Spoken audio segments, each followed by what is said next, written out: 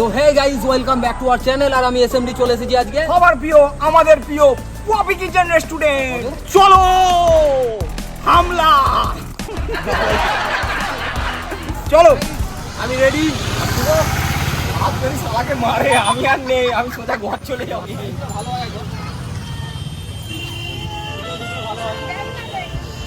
So এখানে যেমনটা তোমরা দেখতেই পাচ্ছ, পপি কিচেনের দাদা আমাকে ভিতরে বেশিক্ষণ থাকতে দিল না, লোক দিয়ে বাইরে বার করে দিল।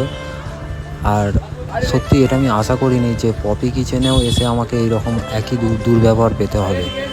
আর সত্যি বলতে আমি স্পিকারটা আজকে আনবো ভেবেছিলাম, কিন্তু কোনো ভুলবশত কারণে আমি স্পিকারটা আনতে ভুলে গেছি। তো নেক্সট টাইম এটা হবে না। আর এই ভিডিওটা লং ভিডিও অলরেডি আমার ছাড়া আছে, তো তোমরা তাড়াতাড়ি গিয়ে দেখে নাও যে কী কী হয়েছে না হয়েছে, ওখানে আরও ডিটেলসে দেওয়া আছে।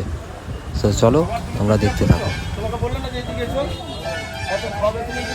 তাড়াচ্ছ কেন? দাঁড়াও না, তুমি খাচ্ছ ওকে এ করছো কেন? শুধু একটা কথাই দাদাকে বলতে চাই, দাদা যদি এই ভিডিওটা আমার কোনো সময় দেখতে থাকে, আমি শুধু একটা কথাই বলতে পারি, ব্যস্ততার মাঝখানেও কিন্তু একটা ভিখারিকে সাইডে বসিয়ে খেতে দেওয়া যায়।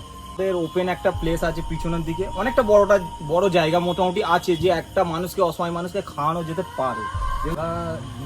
ওখানে তো বেশিক্ষণ দাঁড়াতে দিলই না আমাকে।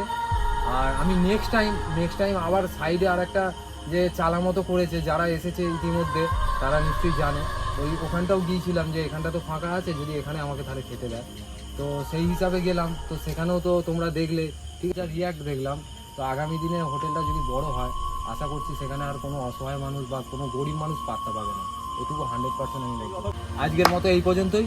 আর একটা জিনিস, এই ভিডিওটা আমরা দেখি কতটা কি তোমরা ভালোবাসা দাও। লাইক, শেয়ার এন্ড সাবস্ক্রাইব কথা বলি, একটু শেয়ার করে দাও, ঠিক আছে? তা দেখো, এই হালটা দেখো, দেখে অন্তত শেয়ারটা করো, ঠিক আছে? তো চলো এখানেই রাখলাম, আর বেশি কিছু বাড়াচ্ছি না ভিডিও। আমরা দেখা হচ্ছে নেক্সট কোনো ভিডিও। বাই।